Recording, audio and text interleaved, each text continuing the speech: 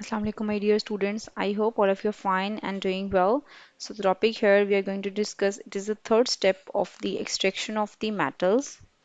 The process is known as extraction of metals. And in extraction of metal, we have discussed the two previous one steps, which was roasting. Second is smelting. And now here we will discuss the third one method, which is known as the Bessemerization. Now in Bessemerization, it is basically a metallurgical process and the air is blown to the copper matte. The copper matte that we gain in the process of the smelting, it is just blown with the air and it is kept in the Bessemer converter. Now Bessemer converter, it was basically invented by the scientist whose name is Henry Bessemer. The name of the scientist was Henry Bessemer. So it is named as Bessemerization.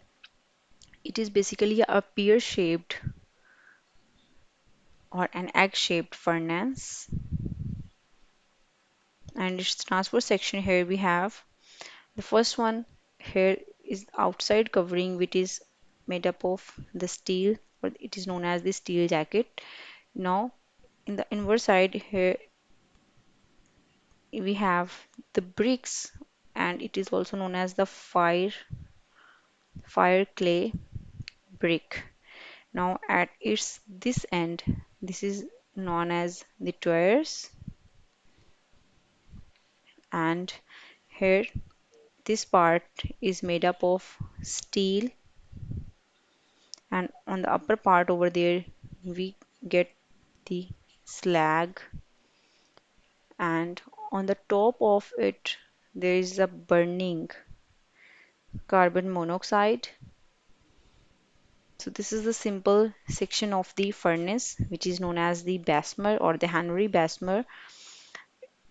Now in Henry Bessemer the process of Bessemerization takes place.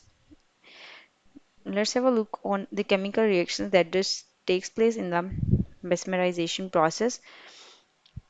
Basically in this process the molten matte that we gain in the process of smelting it is being heated further. Likewise, in iron sulfide, reacting with the oxygen converted into iron oxide and sulfur dioxide. Then the iron oxide reacts with the silicate and it makes the silica gel or which is known as the slag. This happened in the Bessemerization. So the ferrous sulfide is further oxidized into iron oxide and then it reacts with the sand and making the slag. Now this slag just started to floats on the top of the Bessemer and it is being removed. After this process, now we have the formation of the metallic copper. This is the main step in the Bessemerization. So what just happened?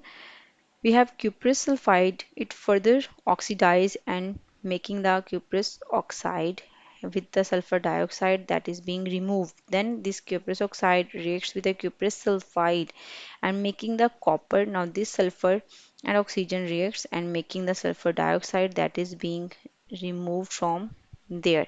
So in this method, the cuprous sulfide is being oxidized and cuprous oxide is formed. This again reacts with the remaining cuprous sulfide and converted into the metallic copper. So here the metallic copper that we gain, it is having some properties and its percentage of purity is almost 97% pure copper. Likewise, because it contains some impurities of iron, it may contain manganese, it may contain silver and gold, etc. Now, how we can remove this impurity? It is just by the process of the electrolytic refining of the copper. Now, the copper that we gain in this process, this copper is 97% pure and it is known as the blister copper. As why it is known as the blister copper, because it just gained in the process of the Bessemerization. So the name from the blister copper, and it is having also some type of impurities. Now let's have a look on the simple explanation of this reaction with the help of the Bessemerization. So this is the pear shape Bessemer converter, in which first of all made up of the steel, and the air is blown over there.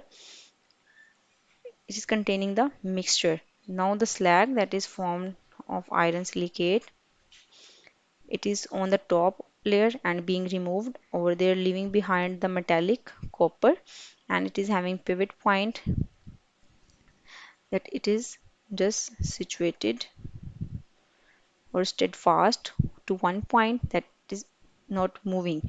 So the metallic copper here we gain, it is known as the basically blister copper, and it is almost 97% pure. So this was a simple process of Bessemerization in which we gain the copper in the pure form. Now this copper is also having some type of impurities. Now the molten copper that we obtain in this process is, it is shifted from converter to the, this is as the converter, and it is shifted to the sand molds.